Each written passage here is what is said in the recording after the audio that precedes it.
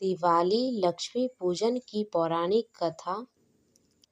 इसके पाठ से महालक्ष्मी सदैव रहेंगी प्रसन्न।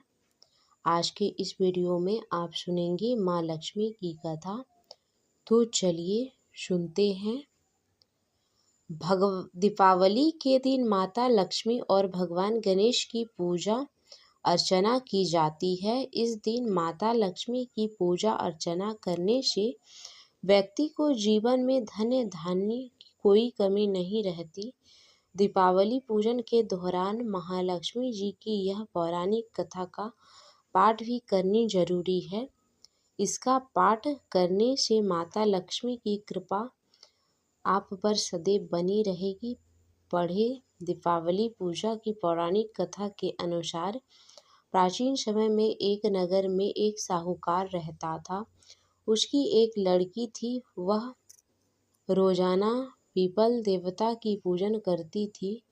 एक दिन लक्ष्मी जी ने उस साहूकार की लड़की को दर्शन दिए और उससे बोली कि मैं तुम पर प्रसन्न हूँ, इसलिए तुम मेरी सहेली बनना स्वीकार कर ले। लड़की बोली, क्षमा कीजिए, मैं अपने माता पिता से पूछकर बताऊंगी।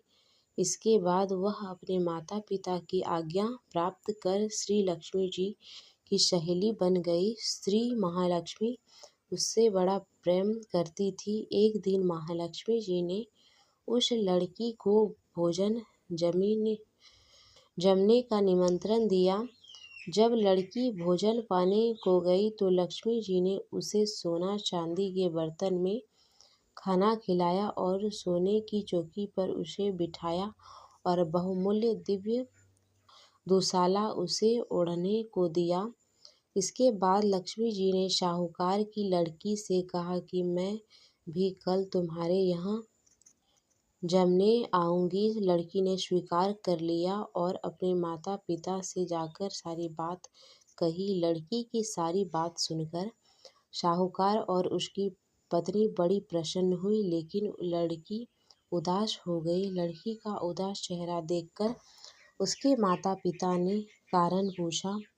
उसने अपने पिता को बताया कि लक्ष्मी जी का वैभव बहुत बड़ा है, मैं उन्हें कैसे संतुष्ट कर सकूंगी। उसके पिता ने कहा कि बेटी गोबर से पृथ्वी को लीपकर जैसा भी बन पाए उन्होंने रूखा सूखा श्रद्धा और प्रेम से खिला देना। यह बात पिता कहने भी न पाए कि सहसा एक चील मंडराती हुई आई और किसी रानी का नौलखा हार वहीं डाल गई। यह देख करके साहूकार की लड़की बहुत प्रसन्न हो गई। उसने उस हार को थाल में रखकर बहुत बड़ी दुशाले से ढककर रख दिया। तब तक श्री गणेश और महालक्ष्मी जी भी वहां आ गए।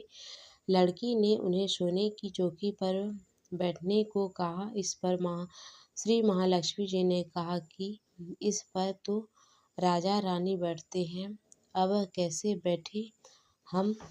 बहुत आग्रह करने पर महालक्ष्मी जी और गणेश जी ने बड़े प्रेम से भोजन किया। लक्ष्मी जी ने और गणेश जी ने पदार्पण करते हुए साहूकार का घर सुख संपत्तियों से भर गया। हे महालक्ष्मी जी, जिस प्रकार आपने साहूकार का घर धन धान संपत्ति से भर दिया, उसी प्रकार सभी के घर में धन संपत्ति से भरकर सभी को कृतार्थ कर दो। तो ये थी महालक्ष्मी जी की कथा।